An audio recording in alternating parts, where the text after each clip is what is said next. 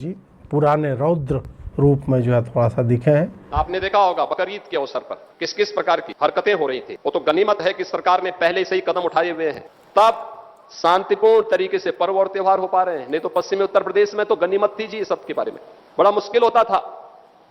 रामनवमी, शिवरात्रि, जन्माष्टमी, दुर्गा पूजा, कावड़ यात्रा, ये सब सपने हो गए थे। और दोस्ती, कैसी दोस्ती आपने अभी गाजियाबाद में देखा होगा। दोस्ती की आड़ में छूरेबाजी, ये स्वीकार्य नहीं और कतई स्वीकार्य नहीं होगा।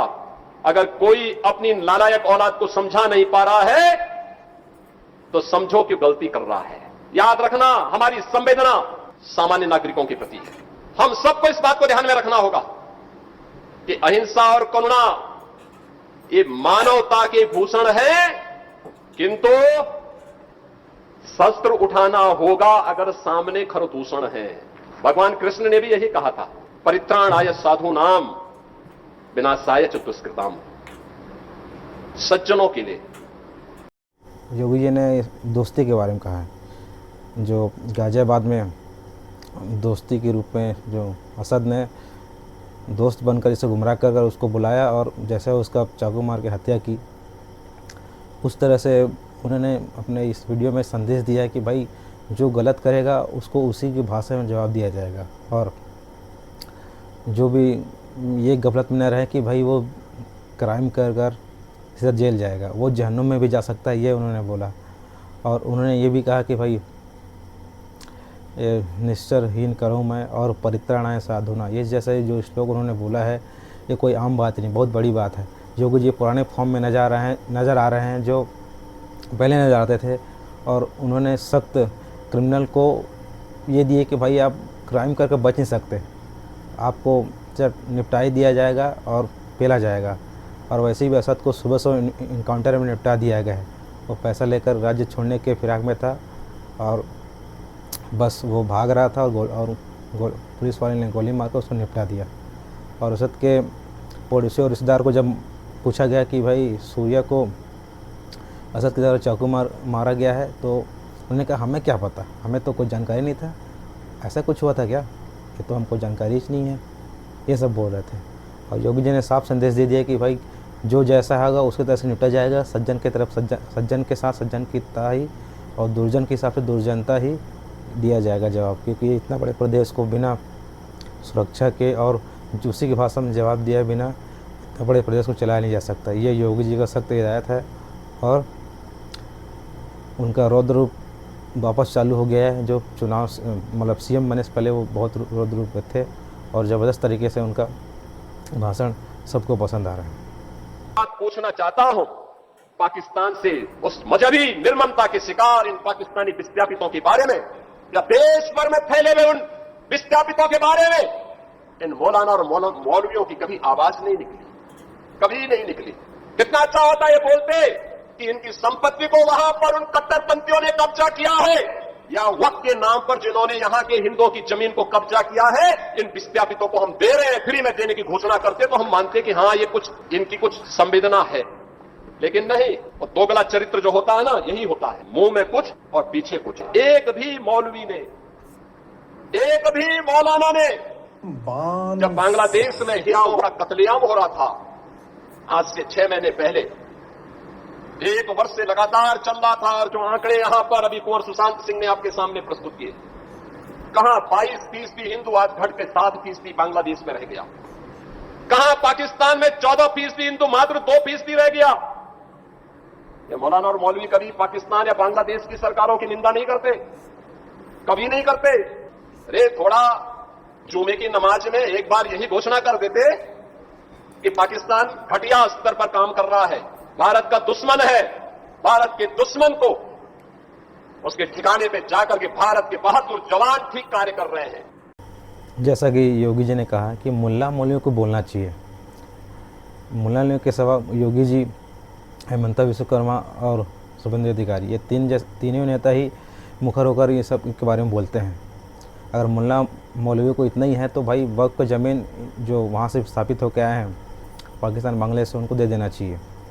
वो बस सहानुभूति दिखाते हैं, लेकिन वो ढोंग और नाटक ही करते हैं कि भाई सहानुभूति हम उनको दिखा रहे हैं, लेकिन असल में वो उनके ऊपर आवाज़ उठाते नहीं हैं।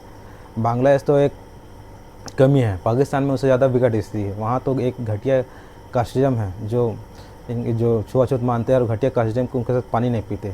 और एक और है कि भाई वहाँ के जो हिंदू और माइनॉरिटी जितने भी बहू बेटे उनको खींच के ले जाते हैं, उनके साथ रेप किया जाता है, उनको शोषण किया जाता है और उनके साथ बच्चे पैदा किया जाता है। और वहाँ के जो पुरुष है या महिला, वो उनके साथ कुछ नहीं कर सकता और वो बस देखते रहते हैं, बेबस नज़र आते हैं। ये सब इतना घटिया चीज़ है, वो सबको देखना चाहिए। यहाँ के जो मुसलमान हैं जो करने की स्थिति में, कम से कम उसका विरोध तो करते, बस ये कुछ बोलने या हल्का फुल्का बोल देते हैं या फिर बोलते ही नहीं हैं और बस ढोंग करते हैं।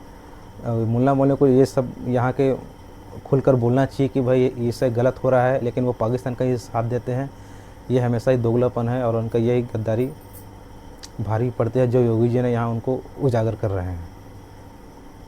आज ने शुरुआत की ये पाकिस्तानी विस्थापितों के साथ, जो हमारे हिंदू भाई थे, सिख भाई थे, जैनी और बौद्ध भाई थे, इनके साथ जो अन्यायवाद, ऐसा ब्रह्मोस मिसाइल डालेंगे कि तुम्हारा अस्तित्व भी खत्म हो जाएंगे। बहुत बढ़िया योगी जी, आपने जो कहा है बहुत ही प्रसन्न हूँ, क्योंकि बहुत दिन के बाद योगी जी इस टाइप के आक्रामकता और रौद्र रूप में आए हैं, जो ज़रूरी भी है, क्योंकि आने वाले चुनाव में यूपी में चुनाव होने वाला उसका भी असर पड़ेगा। और योगी जी को इस टाइप का हमेशा बोलते रहना चाहिए, ताकि हिंदू जितने भी हिंदू जो भाव रखते हैं और जो सनातनी के हैं, वो योगी जी के पीछे हमेशा बने रहते हैं और उनको हमेशा इस टाइप का ही फायर ब्रांड नेता जो बोलते हैं उनके पीछे खड़े होते हैं और उनको योगी जी को लाइक करते हैं।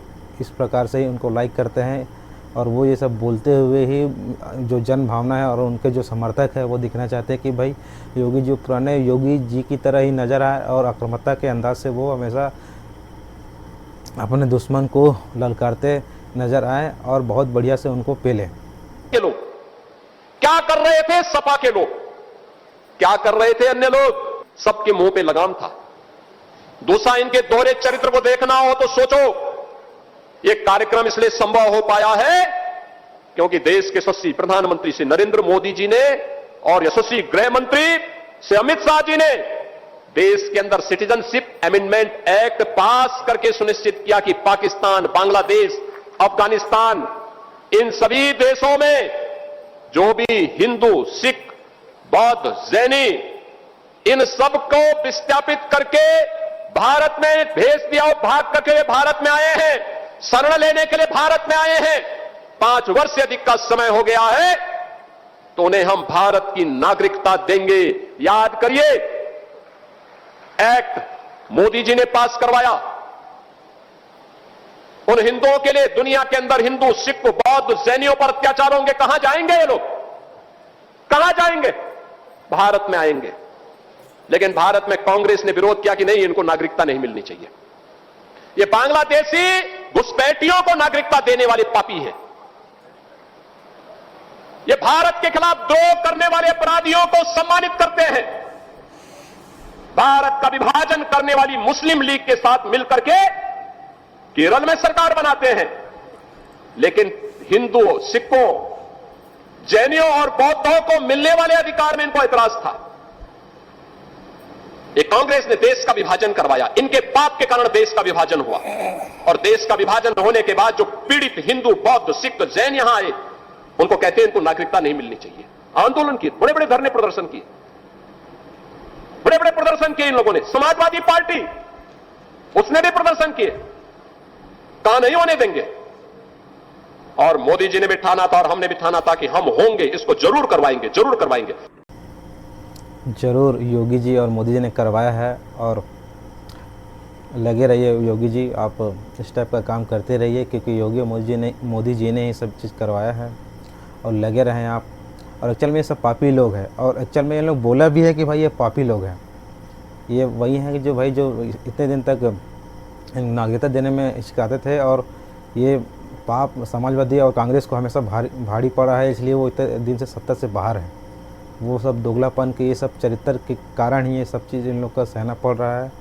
और इस टाइप पर लगी रहिए योगी जी, हम आपके साथ हैं।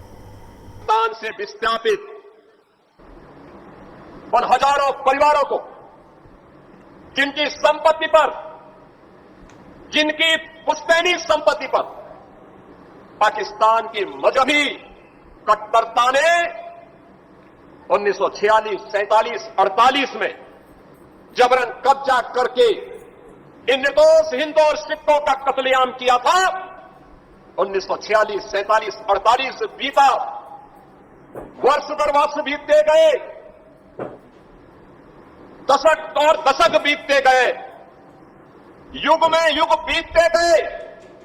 आज चौथी पीढ़ी में यह अवसर आ पाया है जब हम इन सभी विस्थापित परिवारों को यहां पर उनकी जमीन का मालिकाना अधिकार देने की ओर आगे बढ़ चुके हैं।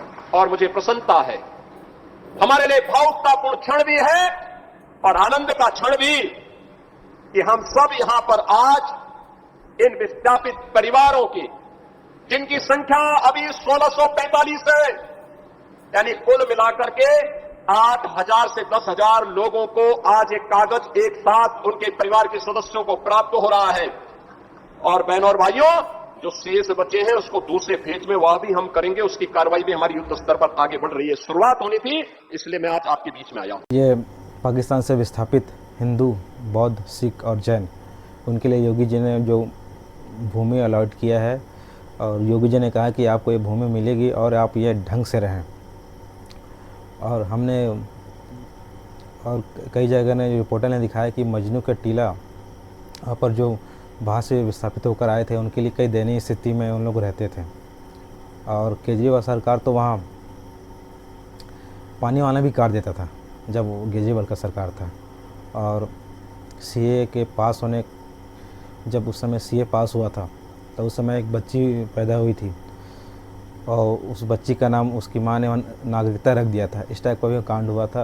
लेकिन योगी जी ने बोला कि और इस टाइप का जो भी विस्थापित होकर उनको और भी दिया, बाद में दिया जाएगा। और योगी जी इस टाइप का हम आगे करते रहेंगे। हमें इच्छा है, मतलब हमें भरोसा है कि वो इस टाइप का काम करेंगे। और योगी जी अपने पुराने योगी जी पुराने आक्रामकता के अंदाज में आ रहे हैं, वो हमें बहुत अच्छा लग रहा है। धन्यवाद।